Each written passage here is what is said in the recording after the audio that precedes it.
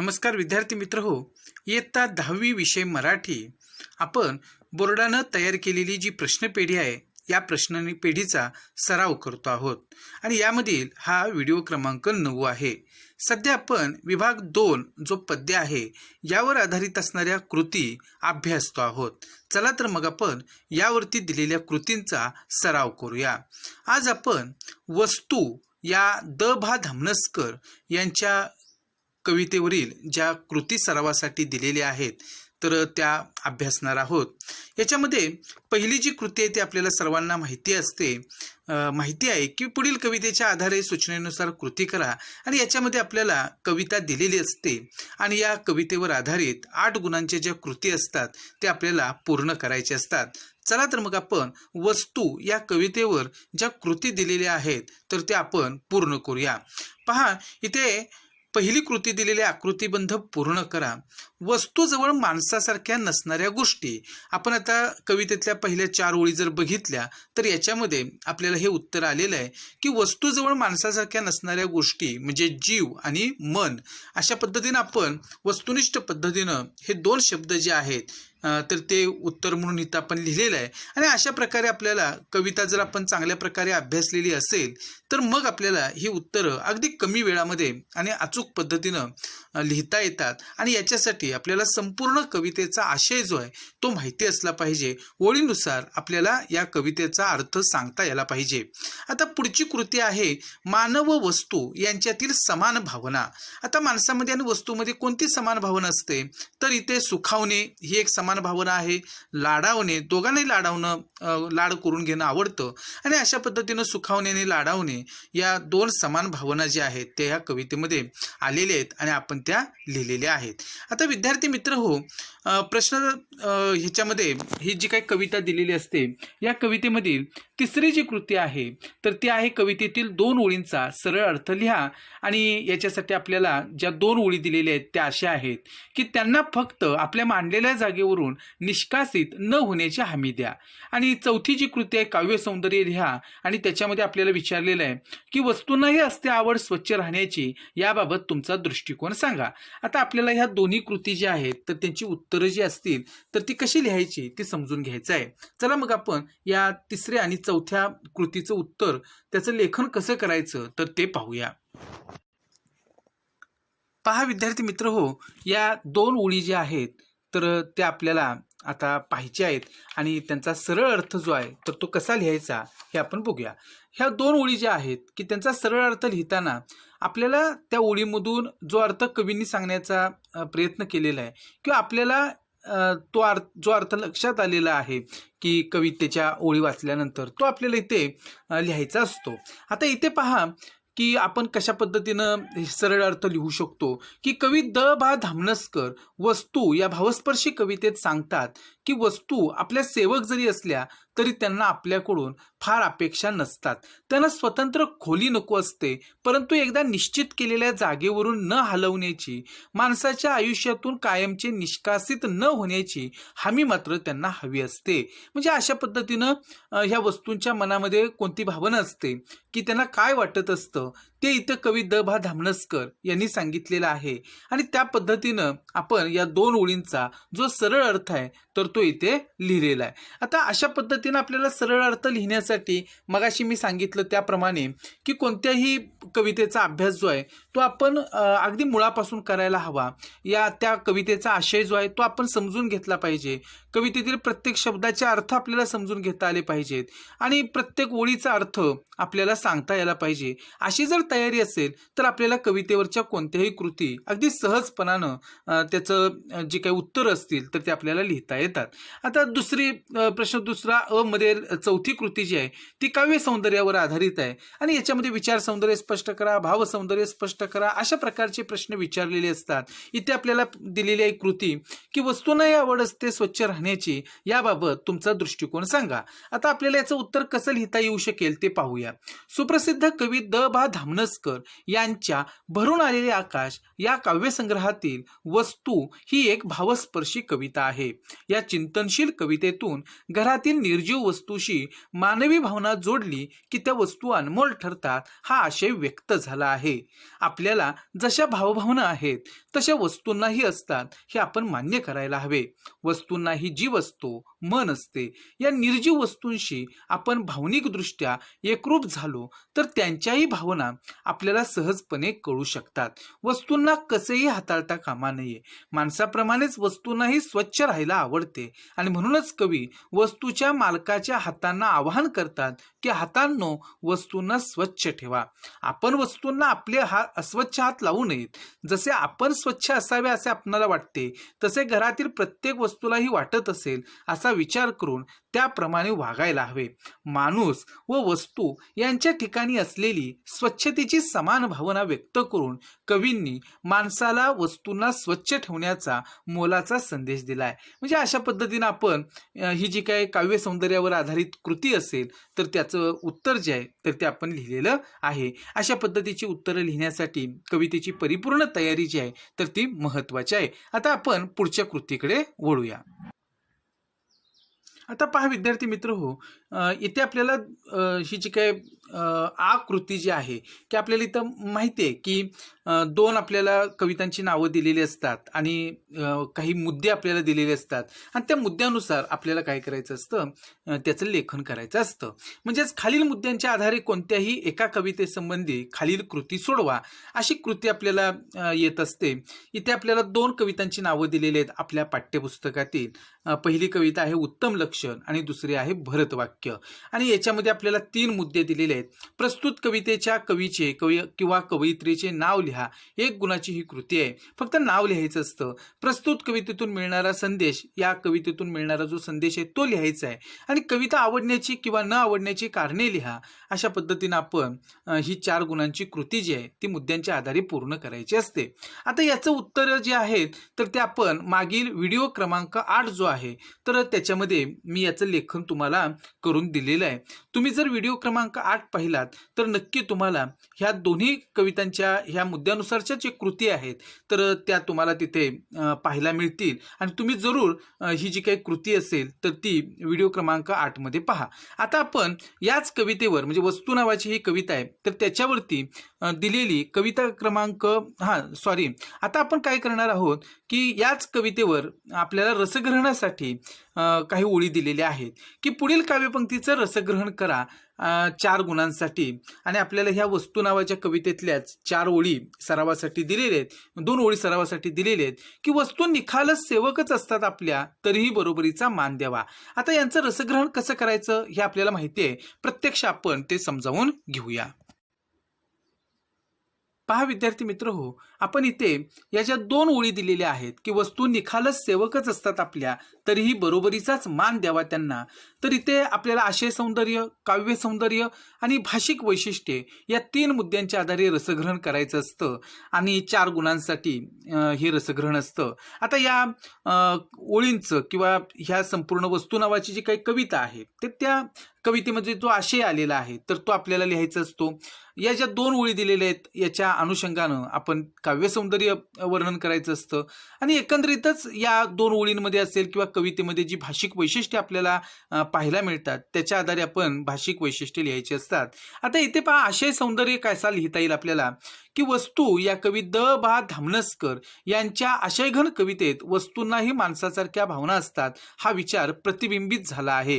म्हणजे एकंदरीतच त्या कवितेचा जो आशय आहे त्या आशयाशी संबंधित ह्या ओळी मी इथं लिहून दाखवलेले आहेत तुम्हाला की वस्तू या कवी द.भा. धामणसकर यांच्या आशयघन कवितेत वस्तूंनाही माणसासारख्या भावना असतात हा विचार प्रतिबिंबित झालाय. ही कविता वाचकाला भावोत्कट बनवून वस्तूंचे मन समजून घ्यायला हवे, त्यांच्याही भावनांचा आदर करायला पाहिजे, त्यांना प्रेमाने, लाडाने, जिव्हाळ्याने जपायला हवे असा विचार करायला भाग पाडते. अशा पद्धतीने आपण या कवितेमध्ये जो अर्थ सांगितलेला आहे किंवा जो आशय आलेला आहे तर तो आपण इथं थोडक्यात लिहिलेला आहे. आता काव्य सौंदर्य काय लिहिता येईल की माणसे स्वार्थी दृष्टिकोनातून विचार करत असतात. ज्या वस्तू आपल्या गरजा पूर्ण करतात त्यांच्याशी आपण कसे वागायला हवे हेही त्यांच्या लक्षात येत नाही. वस्तूंना कसेही हाताळले जाते, त्यांना योग्य प्रकारची वागणूक दिली जात नाही. कवींनी वस्तूंशी भावनिक नाते जोडून जवळीक निर्माण केली आहे. ते म्हणतात की वस्तू जरी आपल्या सेवक असल्या तरी त्यांना आपण सन्मानाने वागवावे, आपल्या बरोबरीचा मान त्यांना द्यावा. वस्तूंशी जसं असे वागल्यास त्यांनाही आनंद होईल. माणसाने संवेदनशील मनाने वस्तूंच्या भावनांचा आदर करावा असा विचार कवींनी मांडला आहे. अशा पद्धतीने आपण ही काव्य सौंदर्यावर आधारित जो भाग आहे तर तो इथे आपण ह्या ओळींच्या अनुषंगानं लिहिलेला आहे. आता भाषिक वैशिष्ट्य काय लिहिता येतील तर भावोत्कटता हा या कवितेचा महत्त्वाचा गुण आहे. आशयघन लेखणीमुळे ही कविता भावस्पर्शी बनली आहे. मुक्त छंदातील या कवितेत सुंदर व चपखल शब्दकळेच्या समर्पक उपयोगामुळे कविता कायमस्वरूपी लक्षात राहते. माणसाच्या संवेदनशील मनाला विचारांचे खाद्य पुरवणारी ही कविता हृदयस्पर्शी आहे. विचारांची व संवेदनशीलतेची वलय निर्माण करण्याची कवितेची क्षमता अवर्णनीय आहे. अशा पद्धतीनं आपल्याला या कवितेवरची भाषिक वैशिष्ट्ये जी असतील ती रसग्रहणाच्या माध्यमातून लिहिता येतील. अशा पद्धतीनं आपण ही रसग्रहणावरची जी कृती आहे विद्यार्थी मित्र हो तर ती पूर्ण केलेली आहे. तुम्हा विद्यार्थ्यांना थोडासा अवघड वाटणारा हा भाग आहे, परंतु तुम्ही जर सराव केलात, चांगल्या पद्धतीनं लेखन केलं, त्याचे नमुने तयार ठेवलेत तर तुम्हाला नक्कीच त्या ठिकाणी परीक्षेच्या अगोदर हे सगळं वाचणं आणि त्या पद्धतीनं त्याची तयारी करणं योग्य ती तर हे तुम्हाला नक्की जमू शकेल. अशा पद्धतीनं आपण ही रसग्रहणाची कृती जी आहे ती इथं आता पूर्ण केलेली आहे. आता विद्यार्थी मित्र हो, ही वस्तू नावाची जी कविता आहे या कवितेवरतीच कृती क्रमांक 2 आपल्याला सरावासाठी दिलेली आहे. आता त्याच्यामध्ये प्रश्न 2 पुढील कवितेच्या आधारे सूचनेनुसार कृती करा. अर्थातच वस्तू नावाची कविता आपल्याला दिलेली असणार आहे आणि त्याच्यावरती आधारित ह्या अशा प्रकारच्या कृती येऊ शकतात. आता इथं पहिली कृती दिलेली आहे आकृतीबंध पूर्ण करा आणि आपल्याला आकृती ज्या असतात गद्यावरती पद्यावरती त्या कृतीपत्रिकेमध्ये लिहायचे असतात आणि त्याही पेनाने लिहायचे असतात. हे तुम्ही नक्की लक्षात ठेवा आणि त्याप्रमाणे या आकृत्या ज्या असतील त्या पेनानंच आपल्या कृतीपत्रिकेमध्ये काढायच्या आहेत आणि त्या पद्धतीनं त्या आकृत्यांमध्ये जी काही उत्तर आपल्याला लिहायची आहेत तर ती तिथं लिहून दाखवायचे आहेत. की इथे पहा आकृतीबंध पूर्ण करा. 2 गुणांसाठी हा आकृतीबंध आहे. त्याच्यामध्ये एक आपल्याला विचारलेलं आहे की वस्तूंना या गोष्टी नकोत. कोणत्या गोष्टी नको आहेत वस्तूंना तर अर्थातच स्वतंत्र खोली वस्तूंना नको आहेत. वस्तूंना याची हमी हवी. कशाची हमी हवी तर निष्कासित न होण्याची, म्हणजे घरातून हकालपट्टी आमची करण्यात येऊ नये असं मनोमन या वस्तूंना वाटतं आणि म्हणून निष्कासित न होण्याची हमी इथं वस्तूंना हवे ते आपण इथं लिहिलेली आहे. आता पुढची कृती दिलेली आहे की वस्तूंना असे ठेवावे. कसे ठेवावे आपण तर स्वच्छ ठेवावे आणि लाडावून ठेवावे. अशा पद्धतीनं आपण वस्तूंना ठेवलं पाहिजे असं वस्तूंना वाटतं. अशा पद्धतीनं आपण 2 आणि 2 4 गुणांच्या कृती पूर्ण केल्या. आता विद्यार्थी मित्र हो, इथे पुन्हा तिसरी आणि चौथी कृती जी आहे तर सरळ अर्थ लिहा आणि काव्य सौंदर्य लिहा. आपण प्रत्यक्ष याची जी उत्तरं आहेत तर ती कशी लिहिता येतील ते आपण बघूया. विद्यार्थी मित्र हो, इथे आपल्याला ही जी काही कृती क्रमांक 2 आहे त्याच्यामध्ये ही ती तिसरी कृती आहे की कवितेतील 2 ओळींचा सरळ अर्थ लिहा 2 गुणांसाठी. आणि इथे आपल्याला 2 ओळी दिलेल्या आहेत की वस्तूंना जपावे, लाडावूनही ठेवावे, त्या पुढे जाऊन त्याच जिवंत ठेवणार आहेत आपला स्नेह. आता काय सरळ अर्थ लिहिता येईल तर कवी भा धामनसकर वस्तू या भावस्पर्शी कवितेत वस्तूंना कसे वागवावे हे सांगताना म्हणतात की वस्तूंना आपुलकीने जिव्हाळ्याने जपावे, प्रेमाने त्यांचे लाड करावेत, कारण या वस्तूच भविष्य काळात आपली माया, प्रेम, स्नेह जिवंत ठेवणार आहेत. वस्तूंप्रती आपण नेहमी कृतज्ञ राहावे अशी अप्रत्यक्ष शिकवण दिली आहे. म्हणजे अशा पद्धतीनं या 2 ओळींचा जो सरळ अर्थ आहे तो आपण इथं लिहिलेला आहे. तुम्ही याचं लेखन केलं वहीमध्ये, त्याचा सराव केलात तर नक्कीच तुम्हाला पुन्हा पुन्हा ते वाचता येईल आणि नेमकं काय लेखन करायला पाहिजे आपण सरळ अर्थामध्ये हे सुद्धा तुम्हाला समजेल. आता इथे बघा प्रश्न म्हणजे ही जी काही प्रश्न दुसरा आहे आणि त्याच्यामधली ही जी काही चौथी कृती आहे मधली ती म्हणजे काव्य सौंदर्यावर आधारित. आणि इथं आपल्याला 2 ओळी दिलेल्या आहेत की कृतज्ञतापूर्ण निरोपाचा त्यांचा हक्क शाबूत ठेवावा. आणि आपल्याला आता इथं काव्य सौंदर्य ह्या 2 ओळींचं लिहायचं आहे की कवी भा धामनसकर यांच्या वस्तू या कवितेतून घरातील निर्जीव वस्तूंशी आपण कसे वागलो पाहिजे हे सांगितले आहे. वस्तूंशी जिव्हाळ्याचं नाते निर्माण करून त्यांच्या भावनांचा आदर करायला हवा असा संदेश या कवितेतून मिळतो. कवींच्या मते एखादी वस्तू वस्तू निरुपयोगी झाली, जुनी झाली की आपण तिला निष्कासित करतो, भंगार अडगळ म्हणून त्यांची रवानगी दुर्लक्षित ठिकाणी करतो, परंतु आपण वस्तूंशी कृतज्ञपणे वागतोय हे आपल्याला लक्षात येत नाही. आयुष्यभर आपल्याला सेवा देणाऱ्या वस्तूच्या उपकाराचा आपण विसर पडू देता कामा नये. कोणतीही वस्तू कधीतरी निरुपयोगी होणारच असते, पण इतके दिवस त्या वस्तूने आपली केलेली सेवा विसरून कसं चालेल? या उपकाराची जाणीव आपल्याला हवी. तिला कृतज्ञतापूर्वक निरोप देणं हा तिचा हक्क आहे आणि तो आपण हिरावून घेता कामा नये. वस्तूला तिच्या हक्काप्रमाणे कृतज्ञतापूर्वक आनंदाने निरोप द्यायला हवा.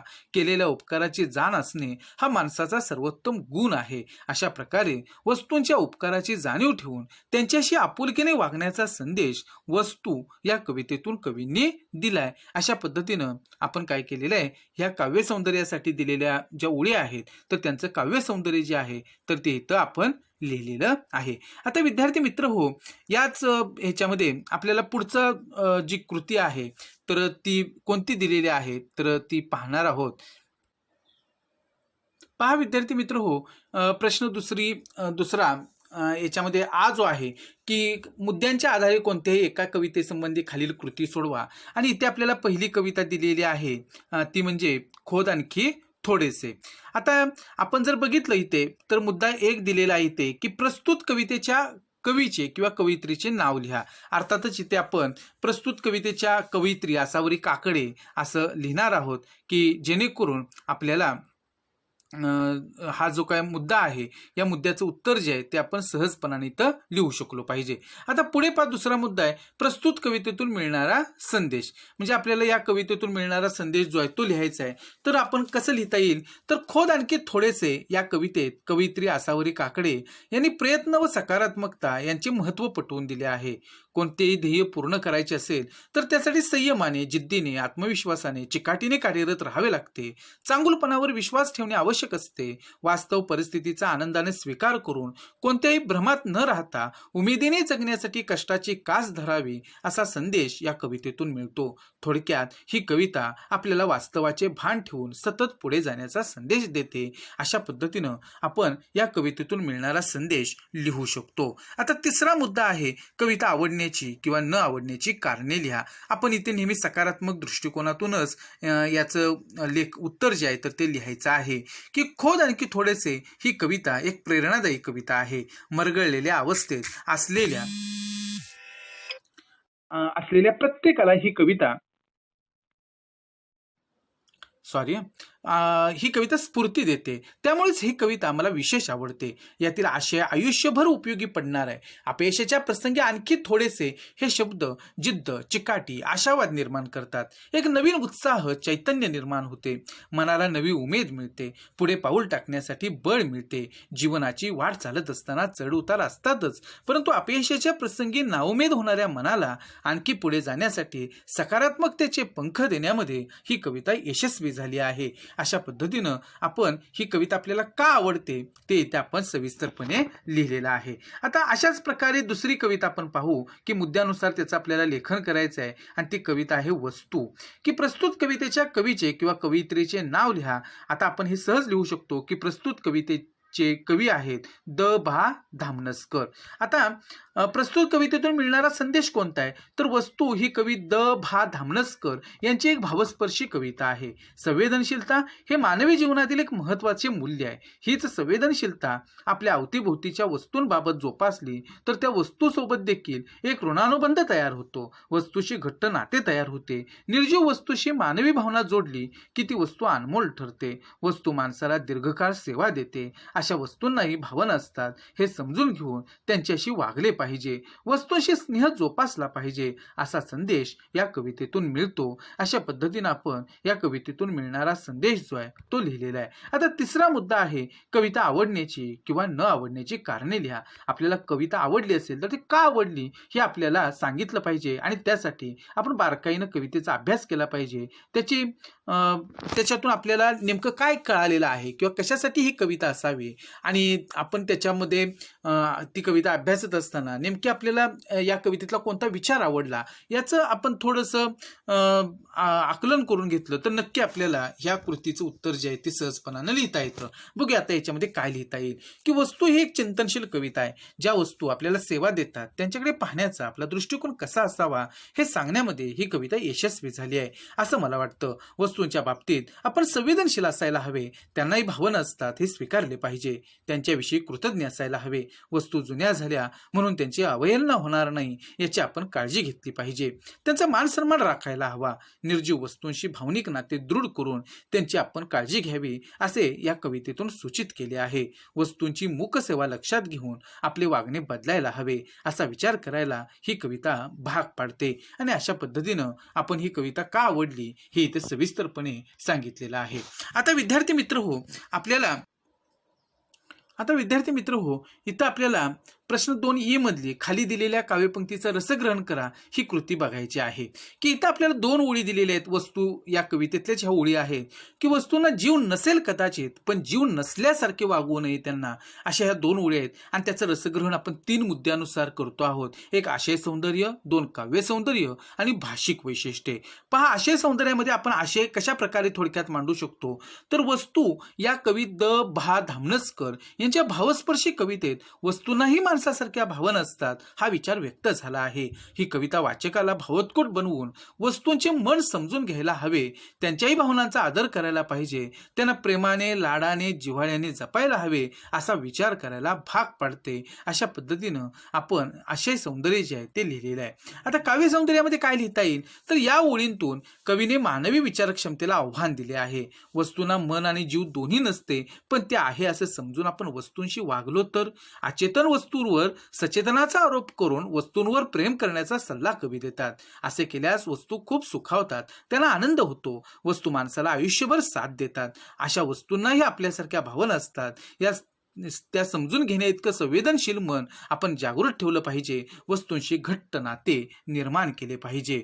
भाषिक वैशिष्ट्ये, भावोत्कटता हा या कवितेचा महत्वाचा गुण आहे. आशयघन लेखनीमुळे ही कविता भावस्पर्शी बनली आहे. मुक्त छंदातील या कवितेत सुंदर व चपखल शब्दकळेच्या समर्पक उपयोगामुळे कविता कायमस्वरूपी लक्षात राहते. माणसाच्या संवेदनशील मनाला विचारांचे खाद्य पुरवणारी ही कविता हृदयस्पर्शी आहे. विचारांची व संवेदनशीलतेची वलय निर्माण करण्यामध्ये कवितेची क्षमता अवर्णनीय आहे. अशा पद्धतीनं आपण या काव्यपंक्तींचं रसग्रहण जे आहे तर ते करू शकतो.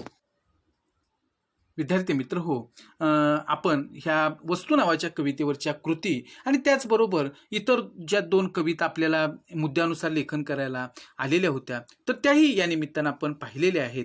शेवटी आपण जास्तीत जास्त सराव करणं हा हेतू या व्हिडिओ मागचा आहे. आणि तुम्ही जर चांगला सराव केला, नेमकी उत्तरं देण्याचा प्रयत्न केलात आणि तुम्हाला नेमकं ते लक्षात आलं की काय लिहायचं असतं त्यामध्ये, तर मग अर्थातच तुम्हाला कृतीपत्रिकेमध्ये अशा पद्धतीनं